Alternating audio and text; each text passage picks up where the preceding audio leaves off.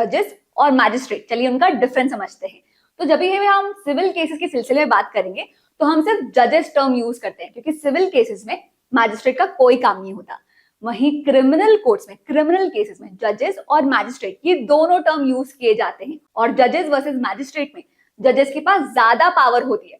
For example, magistrates जो होते हैं वो डेथ पेनल्टी की सजा नहीं दे सकते, वो सिर्फ जजेस ही दे सकते हैं।